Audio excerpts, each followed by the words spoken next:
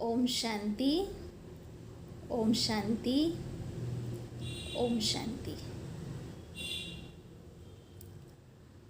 श्रद्धेया आदरणीय अलौकिक माँ संदेशी दादी जी की पुण्यतिथि जैसे जैसे समीप आती हैं, उनकी सारी स्मृतियाँ हमारे मानस पटल के ऊपर फिर से ताज़ा हो जाती हैं। जैसे कहा जाता है कि मंजिल दूर है, सफ़र लंबा है। मंजिल दूर है, सफ़र लंबा है।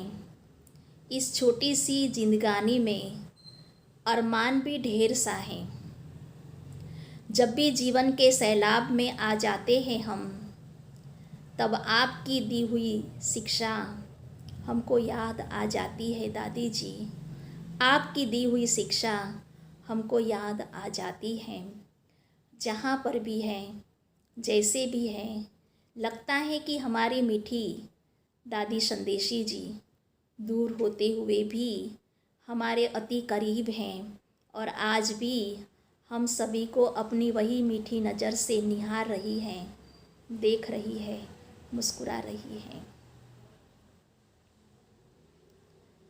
जैसे कहते हैं कि एक रब है, एक भगवान है, सबका मालिक एक है और उनका जो नूर है वो है प्यारा ब्रह्मा बाबा। और उन्होंने ज्ञान का कलश रखा है मीठी माँ जगदम्बा सरस्वती जी के सिर पर। ये वरिष्ठ हमारी दादियाँ और दीदियाँ, जिन्होंने हमारे ऊपर बहुत मेहनत की है, हम सभी को आध्यात्मिक ज्ञान से सजाया है, आध्यात्मिक शक्तियों से संवारा है, श्रृंगारा है और सर्व कलाओं में हमको निपुण बनाया है। जब से ही इस आध्यात्मिक जीवन की शुरुआत हुई है, तभी से ही इन्हों के त्याग, तपस्या और सेवाओं के कारण हमारे इस आध्यात्मिक जीवन में एक निखार आया है। और इसीलिए माँ के लिए किसी ने लिखा हुआ है कि ऊपर जिसका अंत नहीं उसको आसमान कहते हैं और जहाँ में जिसका अंत नहीं उसको माँ कहते हैं। तो चाहे वो शिव माँ कहो, चाहे वो ब्रह्मा माँ कहो, चाहे वो जगदम्बा माँ कहो, या हमारी वरिष्ठ दादिया माँ कहो, या फिर दीदिया माँ कहो, हम सभी भुवनेश्वर निवासी पिछले 13 सालों से हमारी श्रद्धेया आदरणीय तपस्वी मूर्त, शांत मूर्त, प्रसन्न मूर्त, पवित्र मूर्त माँ संदेशी दादी जी की कमी को महसूस कर रहे हैं। प्यारी दादी जी ने अपने लिए जीवन जिया ही नहीं। उन्हों का जो जीवन था वो दूसरों के लिए था और इसलिए कहते हैं कि अपने लिए जिए तो क्या जिए, जीवन वही है जो औरों के लिए जिए। तो सारी जीवन दूसरों की आध्यात्मिक उन्नति में दादी माँ ने अपनी सारी जीवन बिता दी। तो ऐसी श्रेष्ठ जीवन से संपन्न, सदा ही आध्यात्मिक शक्ति की ऊर्जावान, प्रखर ईश्वरीय अनुभूति कराने वाली अनन्य रतन ऐसी महान हस्ती थी हमारी आदरणीय संदेशी दादी जी। तो मेरा अनुभव तो यही कहता है कि दादी जी की उपस्थिति ही भुवनेश्वर और उसके आसपास में जहाँ भी सेवा स्थान है, एक छत्र छाया की अनुभूति कराती थी। और जहाँ पर भी दादी जी जाती थे तो वहाँ पर एक खुशी का माहौल हो जाता था। दादी जी का व्यक्तित्व एक अनोखा व्यक्तित्व था और उनके व्यक्तित्व में बड़े बड़े वीआईपी जो है वो भी आश्चर्यचकित हो जाते थे। तो दादी मोस्ट ऑफ मौन में ही रहा करती थी, लेकिन वो मौन की गंगोत्री में रह कर के भी बहुत कुछ कह जाती थी। दादी जी की ये ईश्वरीय दिव्य जीवन की तरंगे सारे वातावरण को खुशनुमा कर देती थी, उमंग उत्साह से भर देती थी। अगर मैं भी अपने अतीत की तरफ थोड़ी सी नज़र डालूं तो मैंने भी कभी ये सोचा नहीं था कि मुझे भी कभी भुवनेश्वर आना होगा। और वो दादी जो ब्रह्मा बाबा के अंग संग रहा करती थी, और वो दादी जिनके अनुभवों से लाभान्वित होकर के मैं खुद भी उन अनुभवों में खो जाती थी। जब दादियाँ हम बहनों की भट्टियाँ कराती थी, ट्रेनिंग कराती थी, तो उस समय आदरणीय संदेशी दादी जी का भी एक क्लास था और उसमें संदेशी दादी जी ने उसमें अनुभव सुनाया था कि 14 साल की जो तपस्या उन्होंने कराची में की थी, तो उस समय बाबा उन्हों को 15-15 दिन तक दैवी संस्कारों में रखता था। संदेशी दादी जी कहते थे कि मेरे अंदर वो देवी देवता का संस्कार इमर्ज हो जाता था और 15-15 दिन तक उन्हीं संस्कारों से, माना उठना, चलना, बैठना, सोना, हर कर्म जो है वो देवी देवताओं की तरफ ही रहता था। तो जब जब वो दादी ने सुनाया था तो मुझे वो अनुभव होने लगा था, लेकिन मुझे ये पता नहीं था कि संदेशी दादी जी भुवनेश्वर में रहते हैं। और जब मैंने भुवनेश्वर की धरा पर अपना पहला कदम रखा तब मुझे पता चला कि वो दादी जी यहाँ रहती हैं। तो संकल्प से कभी ये मन उनके साथ लग गया था और संकल्पों से ही मुझे उनके पास में आना पड़ा। तो जब दादी से मेरा पहला मिलन हुआ करीब से, नज़दीक से, तो मैंने देखा कि उनकी दृष्टि में प्यार का सागर उमड़ रहा है। दादी जी बहुत शांत, सरल चित्त और एक दिव्य आभा उनके मुखमंडल पर सदा ही प्रवाहित होती थी। दादी जी मुख से इतनी शिक्षाएं नहीं देती थी, लेकिन उनकी जीवन से ही सबको शिक्षाएं मिल जाती थी। कभी भी मैंने दादी जी को किसी को डांटते हुए देखा ही नहीं। बहुत शांत रहती थी और जैसे कहेंगे प्यार की मूरत, सबकी बहुत ही प्यार से पालना करती थी। त्याग की मूरत, सेवा भाव की मूरत, सच्ची सच्ची तपस्या से संपन्न उनका जो जीवन था, उनका जीवन ही पवित्रता का संदेश देता था। उनका जीवन ही शांति का संदेश देता था। तो जब मैं दादी जी के पास गई पहली बार और दादी जी को मैंने कहा कि दादी जी, इतना 42 घंटे का ट्रेन का सफ़र मैंने पहली बार किया और इतना लंबा ट्रेन का सफ़र का अनुभव 42 घंटे का, मैंने कभी भी ऐसा इतना बड़ा सफ़र, लंबा सफ़र मैंने किया ही नहीं था। तो इसकी वजह से मेरा सिर जो है ना अभी भी घूम रहा है। तो दादी जी मुस्कुराने लगी कि पहली बार आपने इतना लंबा सफ़र किया है ना, आओ मैं उसकी दवाई करती हूँ।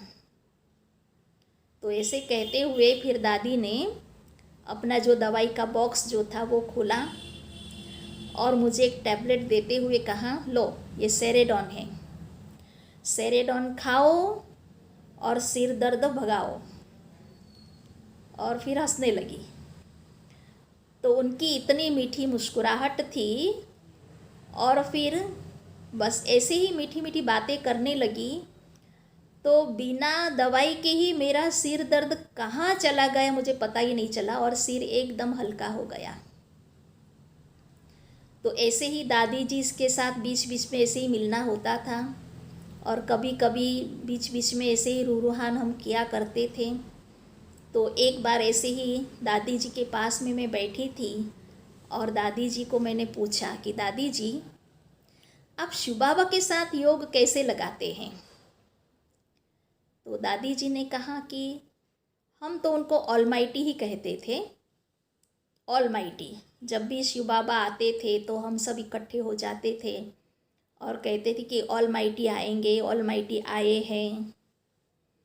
और बहुत करीब का अनुभव होता था, जैसे कि लौकिक में सब एक साथ रहते हैं, तो बस हमको यही अनुभव होता था कि शिव बाबा भी हमारे साथ ही रहते हैं। तो हमने कभी शिव बाबा के साथ योग लगाया नहीं है, लेकिन सदा ही हम शिव बाबा के उस दिव्य अनुभूतियों में ही रहते थे, जैसे कि शिव बाबा के प्यार में ही हम खोए हुए ही रहते हैं। तो हमने कभी मेहनत का अनुभव ही नहीं किया, बस हम तो सहज ही बाबा की याद में रहा करते थे। फिर और एक प्रश्न मैंने दादी जी से पूछा कि दादी जी, अगर मान लो कि कोई हमारा बहुत विरोध कर रहा है, बहुत अपमानित कर रहा है, या कोई हमसे घृणा कर रहा है, नफ़रत कर रहा है और डांट भी लगा रहा है, गाली भी दे रहा है, अपशब्द भी कह रहा है, तो फिर ऐसे लोगों के साथ हमें क्या करना चाहिए? तो दादी जी बहुत प्यार से समझाती थी कि देखो, उसने उल्टा कर्म किया है। उसने उल्टा कर्म किया है तो इसका मतलब ये नहीं है कि हम भी उल्टा कर्म करें। तो करना क्या चाहिए दादी जी? तो कहा कि अगर आग लगती है तो उसको बुझाने के लिए तो पानी चाहिए, न कि उसके ऊपर घी डाला जाए। अगर घी डालेंगे तो आग बुझेगी नहीं, लेकिन आग और भी प्रज्वलित होगी। और जब आग लगती है तो उसके ऊपर घी नहीं डाला जाता है, पानी डाला जाता है। तो फिर मैंने पूछा कि दादी जी, इसका मतलब क्या होता है? पानी डालना माना क्या पानी हम डालें? तो कहा कि देखो, उल्टा कर्म उनका है तो उस समय हमें बहुत शांत रहना चाहिए और उनके लिए हमें मन के अंदर सदा ही शुभ सोच ही चलाना चाहिए। तो इस तरह से दादी अपने प्रैक्टिकल जीवन के अनुभवों के द्वारा, है ना, हमको बहुत मीठी मीठी शिक्षाएं भी देती थी। तो दादी जी हमेशा कहती थी कि देखो, हमारे जीवन का लक्ष्य क्या है? हमारे जीवन का तो लक्ष्य एक ही है, ब्रह्मा बाप समान हमको भी फरिश्ता बनना है। तो इस तरह से दादी जी की जो भी शिक्षाएं हैं वो आज भी हमारे साथ में हैं। तो हम कहीं यह तो नहीं कहेंगे कि दादी जी हमारे साथ में नहीं है। जहाँ पर भी है, जैसे भी है, लेकिन हमको यही लगता है कि दादी जी आज भी हम सबके बीच में हैं और हम सबके साथ में ही हैं। तो कहते कि कुछ क्षणों की बात है, हमारा ये जीवन जो है ये बहुत मूल्यवान जीवन है और इस मूल्यवान जीवन के अंदर जितना ही हम ईश्वरीय खजानों से अपने इस जीवन को सजाते हैं, उतना ही हमारा भी कल्याण होता है और औरों का भी हम कल्याण कर सकते हैं। किसी ने कहा हुआ है कि बस हम पल दो पल के मेहमान हैं, बस हम पल दो पल के मेहमान हैं। पल दो पल की ये सब की कहानी है, पल दो पल की सबकी ये कहानी है।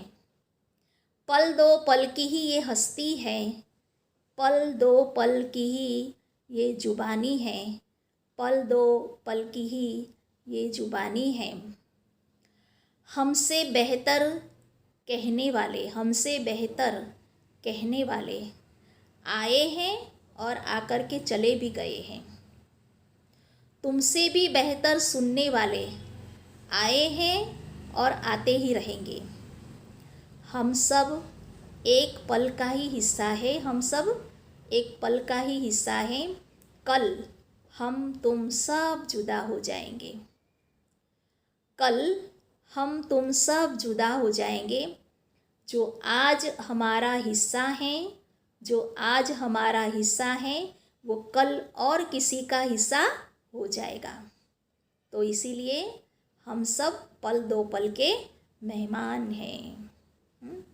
तो दादी जी सदा ये कहती थी कि हम सब इस दुनिया के अंदर मेहमान हैं। एक न एक दिन हमें इस दुनिया से विदाई लेनी है। तो ऐसी हम सब की बहुत बहुत मीठी प्यारी दादी जी आज भी स्मृतियों के द्वारा, अपने श्रेष्ठ संस्कारों के द्वारा, अपने दिव्य जीवन के द्वारा हम सभी को आज भी प्रेरणाएं देती रहती हैं। हम उनकी पुण्यतिथि पर उनको याद भी करते हैं और याद के साथ साथ अपने दिल के श्रद्धा सुमन हम उनको अर्पित करते हैं। और साथ साथ में दादी जी का जो शुभ संकल्प था उसको पूर्ण करना, दादी जी की आशाओं को पूर्ण करना, यही हमारे इस आध्यात्मिक जीवन की सार्थकता है। ओम शांति, ओम शांति, ओम शांति।